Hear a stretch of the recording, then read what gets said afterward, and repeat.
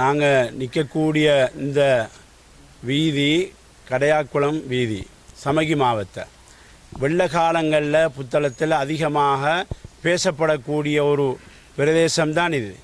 புத்தளத்தில் மழை அதிகமாக பொழிந்தால் கடையாக்குளம் நிரம்பிட்டா மக்களோட நிலைமை என்ன, இந்த ரோட்டால் போக முடியுமான்னு பேசப்படக்கூடிய ஒரு வீதியில் நாங்கள் நிற்கிறோம். கடையாக்குளம் வழியாக இந்த வீதியில் போகும் பொழுது 2 மதரசாக்கள் இருக்குது, 3 பள்ளிவாசல்கள் இருக்குது, பெரிய ஒரு பாடசாலை இருக்குது, ஆயிரத்துக்கு மேற்பட்ட பிள்ளைகள் படிக்கிற பாடசாலை, கிறிஸ்தவ தேவாலயம் சேர்ச் இருக்குது, பன்சலை இருக்குது.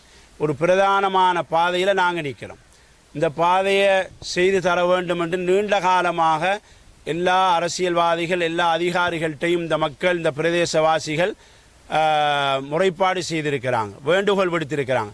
ஒவ்வொரு அரசியல்வாதிகளினுடைய காலத்திலும் ஒவ்வொரு அரசாங்கத்தினுடைய காலத்திலும் இந்த பகுதி புறக்கணிக்கப்பட்டே வருது. போன வருஷம் நாங்கள் கல் வச்சோங்க, மண்புசாலி அந்த மதரசா ரோட்டு கல் வச்சு அது செஞ்சு கொடுக்கவும் இல்லை.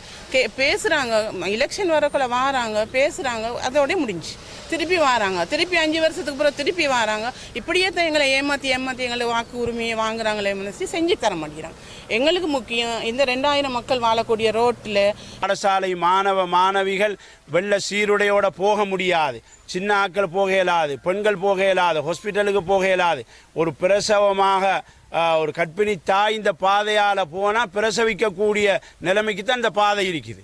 ஒவ்வொரு காலத்திலும் புறக்கணிக்கப்பட்டு வருது. அதனால் மாண்புமிகு ஜனாதிபதி திரு அனுரகுமார திசாநாயக்க அவர்களுக்கும் அடுத்தது MP ஃபைசல் சார் அவர்களுக்கும் மற்றும் இது சம்பந்தப்பட்ட அமைச்சுகளுக்கும் நாங்கள் அன்பாக வேண்டுகோள் விடுக்கிறோம். தயவு செய்து எங்களுக்கு இந்த பாதைகளை போட்டுத்தாங்க, எங்களோட தேவைகளை நிறைவேற்றுங்க.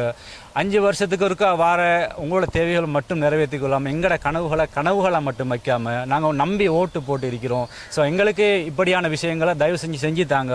இது தவறும் பட்சத்தில் அன்பானவர்களுக்கு நாங்கள் சொல்லிக்கொள்கிறோம், கூடி சீக்கிரம் போராட்டங்களை முன்னெடுக்கிறதுக்கு தயாராக இருக்கிறோம்.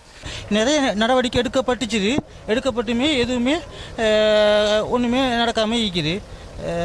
இதில் தள்ளி பாஸ் ஆகணும்னு கூட சொல்லப்பட்டுச்சு. காசு வேறு பகுதிகளுக்கு போய்படி காசு பாஸ் ஆகின ரோடுன்னு தான் நான் கேள்விப்பட்டேன். ஆனால் அந்த காசு எங்கே போச்சுன்னு சொல்லி தெரியல. மாற்று அரசாங்கம் வந்திருக்குது, NPP அரசாங்கம் எல்லாம் சேஞ்ச் என்று பேசப்படக்கூடிய ஒரு காலத்தில் வரக்கூடிய நகரசபை உள்ளூராட்சி தேர்தல் நடைபெற இருக்கிறது.